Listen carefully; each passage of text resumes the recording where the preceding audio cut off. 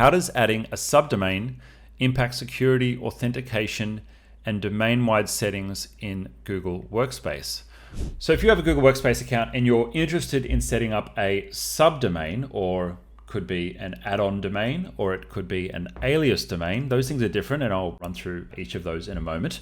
Security settings in the account don't necessarily change themselves, but there are some implications when you have multiple brands or multiple businesses running under one Google Workspace account. So in an account, you can add multiple domains. I think most people understand how that works. There's different types of domains that you can add though. An alias domain is the simplest one. That's if you have yourbusiness.com and you want to add an extra domain that works for all the email addresses. So I would add .com.au in my account, and then all of the Australian account email addresses will just auto forward to the .coms. Maybe I've got .asia or .us or .uk, whatever. That will all basically automatically forward. Now an add-on domain is different. An add-on domain, previously called an add-on domain, I think it's called a secondary domain. I can't remember the terminology now. It's either secondary or add-on domain. But that lets you have different and distinct mailboxes with a different domain. And that different domain will let users sign in with a separate domain name. If you had completely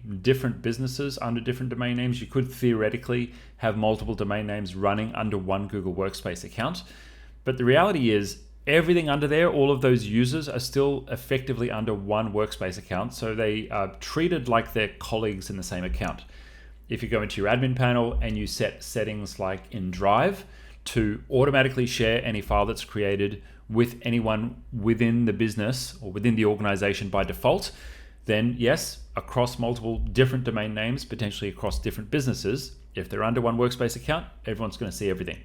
If you go to your calendar settings in the Workspace account and you set a setting that everyone within the business has the ability to have read-only access to each other's calendars. This is the default setting, or at least for a long time it was the default setting.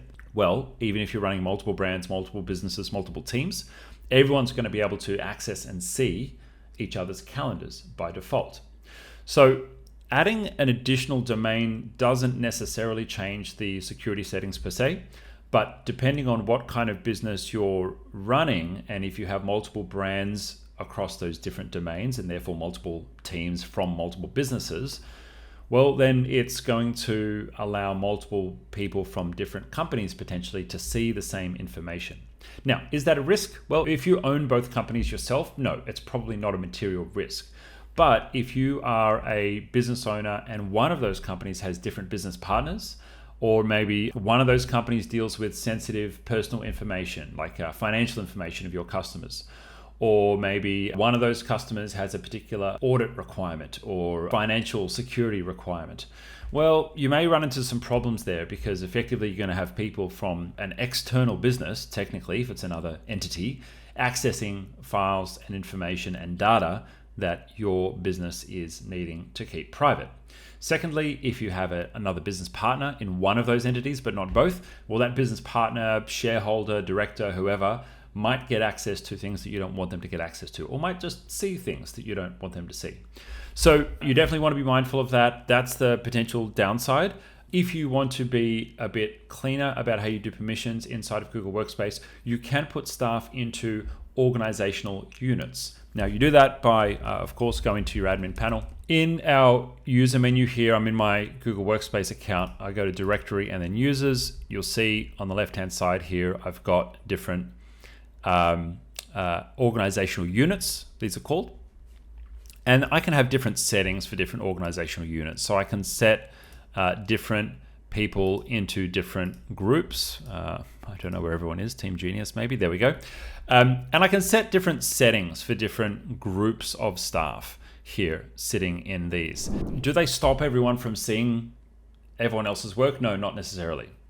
I can set maybe more restrictive permissions for a certain group of staff.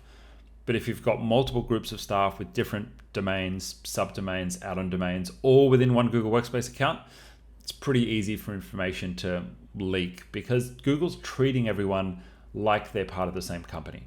So just be mindful of that. If you're thinking about secondary domains, the inherent security permissions don't change, but if you've got multiple companies running in one account, you kind of got to treat it like everyone can see everything together. If you need more help with what we've covered in this video, itGenius provides support services to businesses all over the world with problems just like this. Click the link below to get started.